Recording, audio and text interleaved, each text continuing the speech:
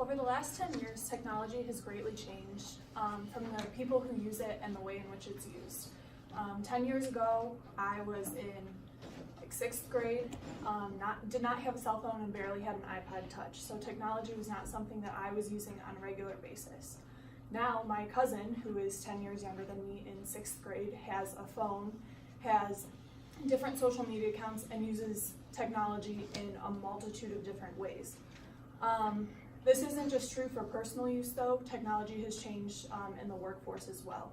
About 10 years ago, people were using BlackBerries to communicate within businesses, and technology was being used as a way for people to personally input data into computers and different systems. It wasn't necessarily recording and using this data on its own. Today, that is vastly different. Technology is being used in many different ways. Through email, internet, and different things like that, companies are able to track and maintain data on what we're doing and how we're using different technology as well. So as the use of technology has changed, so has the scope of marketing. Marketing has gone from being a profession in which most people just sell a product. Marketing and the term salesperson were often used interchangeably, and now marketing is obviously much more. The scope of what a marketer has to do has broadened, and the use of technologies has helped to do this. So now technology plays a role in which marketers use that technology to connect with people on a personal level. Think of different companies that you experience through your social media platforms or otherwise. One would be Wendy's. Wendy's has gone from the fast food chain of 10 years ago to now a social media account that people will sometimes look at for humor, which is something that would have been unfathomable 10 years ago. Another thing is your favorite sports teams. 10 years ago, you didn't necessarily think to connect with them on social media. You might not have even been using social media, but now that's a normal way to not only get updates about those sports teams, but for fun and enjoyable entertainment from those teams as well. Now, this use of technology has obviously not had a negative effect on the unemployment rate in the United States. Despite the peak that occurred during and after the Great Recession, unemployment has been on the decrease as shown by the Federal Reserve data. And technology has been increasing at this time as well, the use of technology in business and otherwise our daily lives. So clearly it is not having a negative effect on the way business is done and the way and the success of businesses in reaching their customer. So therefore, I don't think that transhumanism will have a negative impact on my future career as a marketer either. As Barfield states, the author of Cyberhumans, transhumanism is a technology that is going to enhance people beyond their natural abilities. So this will be able to either connect businesses to consumer without handheld device, be used in market research, and so much more. So there are two main ways in which this technology will likely be used in my future profession. One would be in the selling of this technology. Now, the selling and sales will be similar to current sales that people have now. You will need to be familiar with the technology that you're selling, and you'll have to be comfortable and confident that this technology that you are trying to sell to the consumer will have a benefit or an impact on their current status or current living situation. So this is something, according to Popescu of Bloomberg, that can occur now.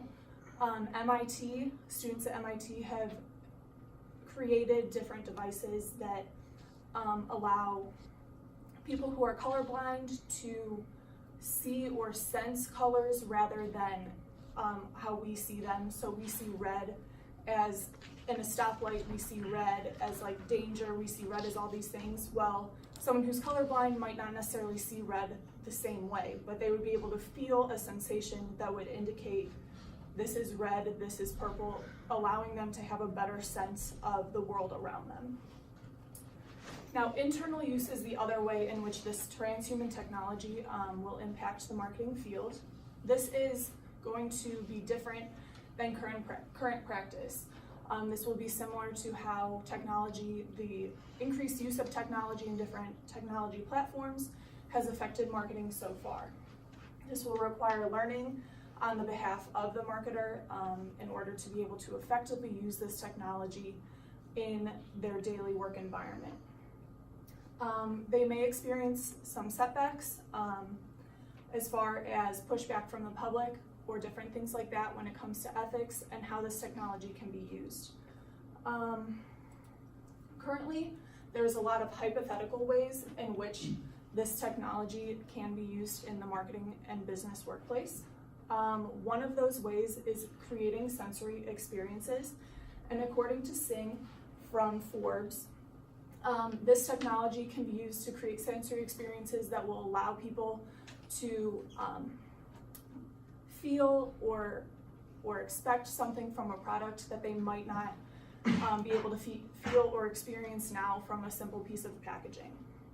One example would be peanut butter. Peanut butter is something that everyone buys, unless you're allergic or don't like it, but most people buy and at least encounter on a regular basis in the store. But what you might not realize is that different peanut butter brands will have different ways of marketing their peanut butter. The most famous example, I guess, in the marketing world is Jif. Jif Peanut Butter uses their slogan, "Choosy moms choose Jif," in order to create that emotional attachment between a mother and their brand, hoping that that mom will want, you know, the best for their kid, everything that a choosy mom would want in order to buy that brand. Well, with transhuman technology, this brand slogan might be able to be altered and changed for each individual that comes across that product, thus creating a more individualized product experience and breaking down that barrier between consumer and product in everyday field. This then could be turned into market research. So companies could use feedback from this technology to better understand what makes a person buy a product, why they want it, and how often they might think about this product or different things like that. Overall, this all just goes towards enhancing the customer experience to make sure that the products you are receiving match or exceed your expectations. Now, there will be challenges to this though as well. The biggest would be resistance from the public in the form of ethical concerns. Singh also predicted this. It's predicted that people will not like this use of personal information and data to drive their purchase decisions. However, this is something that is currently done already. Your current credit card or purchase history or different online purchase history is reported and shared with companies in order to enhance your experience. So in order to overcome this, simple barriers and privacy and protection contracts can be put in place, like your terms and conditions of use, in order to help overcome this concern that the public may have. So in order to do this, a middle ground will have to be made. However, I do not see this as being a major difficulty or a major setback.